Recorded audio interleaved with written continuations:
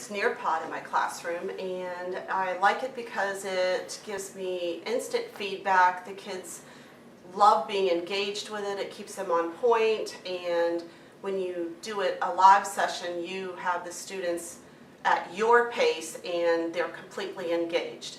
When you finish, they get you can give them their results back, and one of the best things that I like is that you can have it send you a report of a PDF, and I then take that PDF and upload it into Seesaw so that the parents can see exactly what the questions were, what their students did, and then they can also ask me on Dojo for the code, and then they can go back and do the Nearpod with their students again, and it just reinforces what I was doing in class, and it lets me know exactly who I need to target for small group.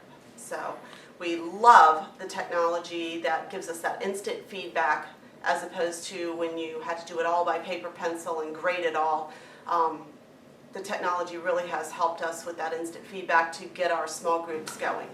Digital assessment gives us the opportunity to get real-time feedback on what our students' strengths and weaknesses are.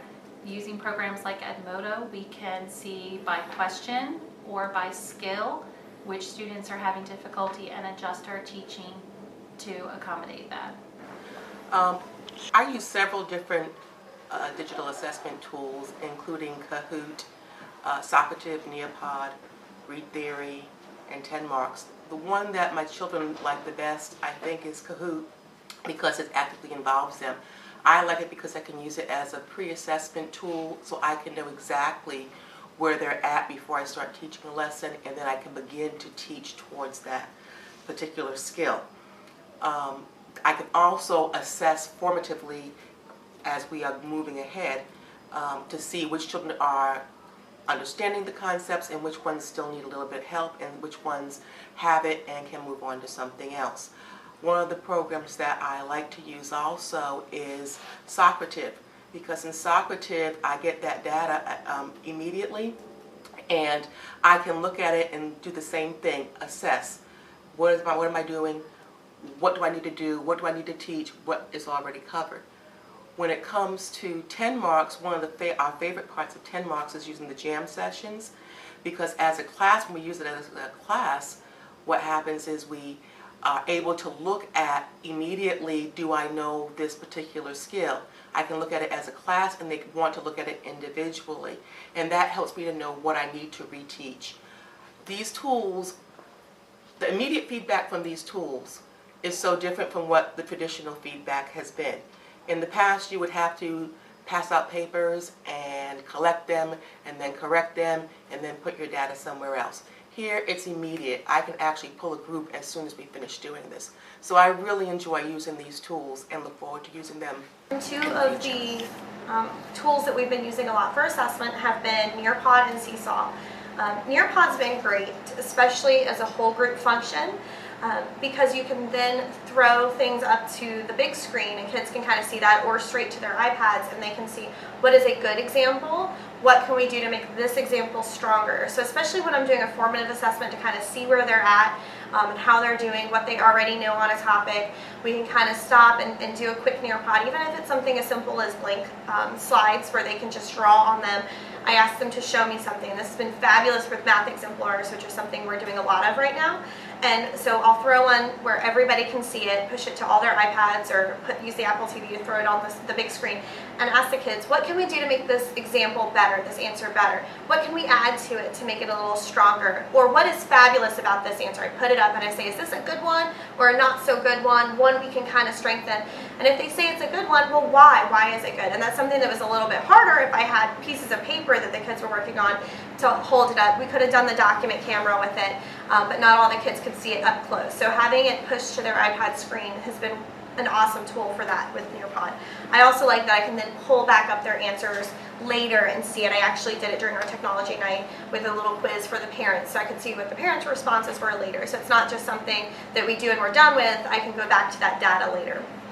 With Seesaw, my favorite use of that has been that, one, the kids can access it independently. They don't need my help. We've been doing it. They can go in, and there's a lot of different ways that they can go in there and choose to answer things. So they can draw pictures, they can record themselves. I even have, there's a typing function on there, and so some of my kids have really been drawn to that. I like to use that during center time especially, because in the past, unless I had little pieces of paper in every center where the kids could write down their little answers and then they could put it in the little basket, and I had to flip through all these papers. Now, all their responses are kept digitally, so I don't have all these papers leafing about. I can have parents look at it at the same time I still have the data, whereas in the past I'd have to photocopy that paper, keep a copy in their folder, and then send a copy home if I wanted to share things with the parents. I don't have to do that. Parents can real time see it on their news feed. I can see it. I can still keep it. We can reference it during conferences and show the child's strengths or weaknesses as they work independently. And I like that we can do things such as videos. So when I'm doing one of my most favorite assessments, counting to 100, the kids can count, and then I can kind of listen to it later. I don't have to do it right that second. I don't have to have my assistant sitting there listening to, you know, all 50 kids count one day. We can record it, and then when we have the time when the kids are in a special, I can then use that time more efficiently.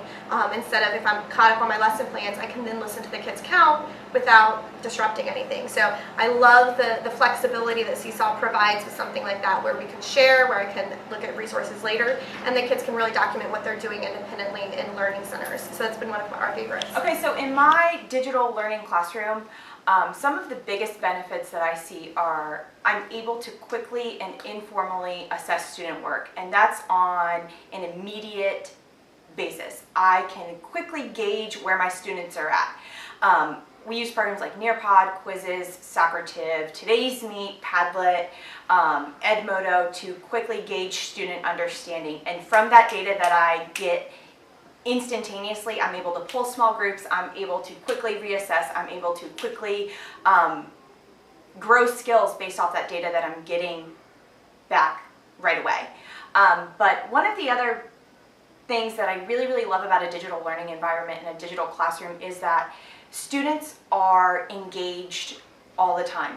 Whether they are struggling learners or not, students want to participate, they want to do well. And what I found is that often students don't even realize that they're being assessed. So through these programs and through the classroom environment and through digital learning, they are always wanting to learn in the environment that we've created here at Tallwood. Additionally, I am a new educator, so I haven't taught really the traditional way, but I know now, learning the traditional way, I could never go back and teach the traditional way after teaching in a digital learning environment, because the engagement that my students have every day coming in and wanting to learn the way that I teach them is amazing. They love it and I love it, and it's awesome.